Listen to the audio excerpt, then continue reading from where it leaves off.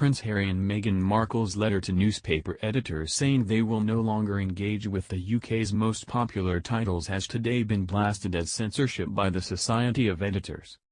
Executive Director Ian Murray said the statement was sadly a clear attempt to undermine certain sections of the UK media who often ask uncomfortable questions. Royal watchers also condemned the Duke and Duchess of Sussex's narcissistic decision to have zero engagement with the four British newspaper groups.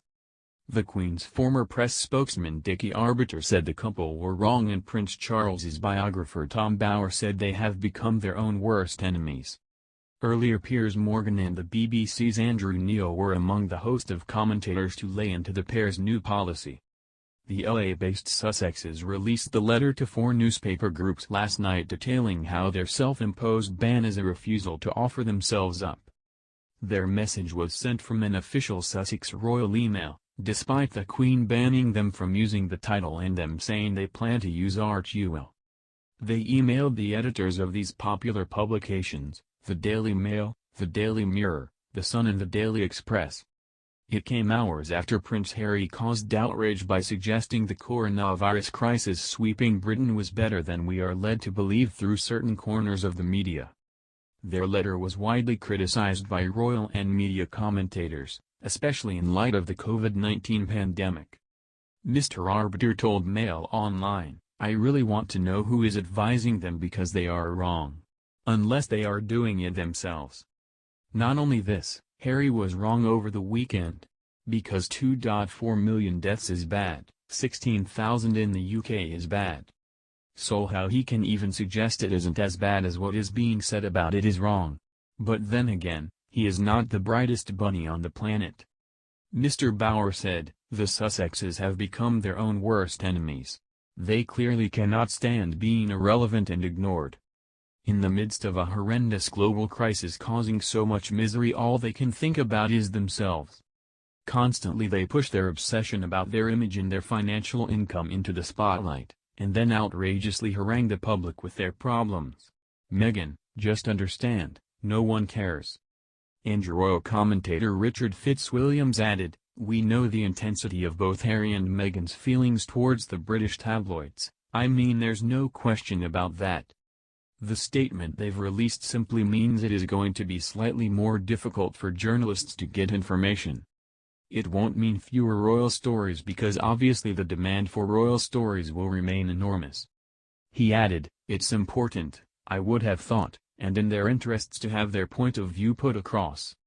The Sussexes completed their last royal duty on March 31, before stepping away from the monarchy, dropping their HRH styles, for a life mostly in LA.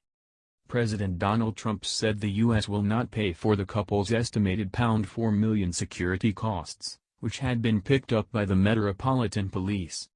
Earlier this month the Mail revealed Harry and Meghan had agreed to pay for the cost of their security, which will reportedly consist of former SAS soldiers at a cost of £400 per operative per day. Harry, 35, and 38-year-old Meghan's letter was sent to the editors of the news groups involved last night. They wrote, "Please note that the Duke and Duchess of Sussex will not be engaging with your outlet. There will be no corroboration and zero engagement. Accepting the media has every right to report on the high-profile ex-royals," they said. "This policy is not about avoiding criticism. It's not about shutting down public conversation or censoring accurate reporting. Media have every right to report on the Duke and Duchess of Sussex, good or bad. But it can't be based on a lie." They also want to be very clear, this is not in any way a blanket policy for all media. The strongly worded piece suggests the papers involved have been responsible for publishing salacious gossip which they know to be distorted, false, or invasive beyond reason. But they faced a furious backlash, with Mr. Morgan saying, "Thank God the British media is showing people reality of this and not relying on the word of a pampered little duke in his Malibu mansion telling us that we are exaggerating what is going on here." I'm sorry to use tough language, but the bottom line is I don't want to hear from these two during this war if all they're going to do is announce a new war with the media, making it all about their little hurt feelings and their little "oh isn't my life awful in my Malibu mansion." Shut up seriously. He added on Twitter, "Imagine thinking anyone cares about their hurt little me egos as health workers around the world are dying at work? What a pair of repulsive, deluded narcissistic tools." The BBC's Mr. Neil added, "As the world grapples with COVID-19, do they really think people care what media they deal with? Their solipsism is amazing. Can't they just consign themselves to oblivion for a while? Or at least hire someone who can write a press release in clear, decent English?" The couple say they accept the media has every right to report on the high-profile ex-royals. But they claim in the letters, this policy is not about avoiding criticism. It's not about shutting down public conversation or censoring accurate reporting. Like you, the Duke and Duchess of Sussex believe that a free press is a cornerstone to any democracy, particularly in moments of crisis. At its best, this free press shines light on dark places, telling stories that would otherwise go untold, standing up for what's right, challenging power, and holding those who abuse the system to account. It has been said that journalism's first obligation is to the truth. The Duke and Duchess of Sussex agree wholeheartedly. Prince Harry and Meghan started married life at Frogmore Cottage on the Windsor estate and have agreed to pay back the £2.4 million of taxpayer money spent on its refurbishment. They moved to Vancouver Island in Canada late last year, where they spent Christmas with their son Archie. The Sussexes are currently believed to be living in rented accommodation in LA near their friend Sir Elton John. Prince Charles will continue to pay for the upkeep of his son and daughter-in-law for the first 12 months of their new life in the U.S. This will come from his private funds, not the Duchy of Cornwall, but it is understood it will not be used for their protection. In the letter the pair praise the work of the media as a cornerstone to any democracy that shines light on dark places, telling stories that would otherwise go untold, standing up for what's right, challenging power, and holding those who abuse the system to account. But they said they have found the actions of an influential slice of the media gravely concerning, adding they believe there is a human cost. Both Prince Harry and Meghan said they have watched people they know have their lives completely pulled apart for no good reason by the media.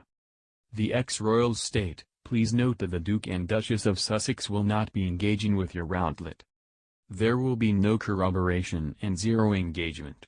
This is also a policy being instated for their communications team, in order to protect the team from the side of the industry that readers never see."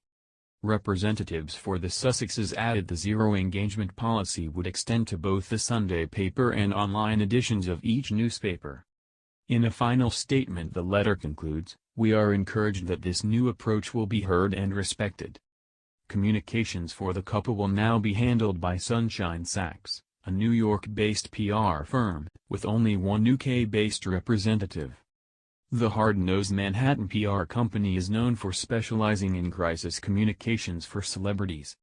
It has previously worked for Hollywood royalty including Leonardo DiCaprio, Natalie Portman, Betty Miller, Barbra Streisand, Jennifer Lopez and Michael Jackson's family. It is not yet known which media outlets will continue to have contact with the Sussexes. But the letter details how the pair look forward to engaging with grassroots, regional and local press to further causes that desperately need acknowledging.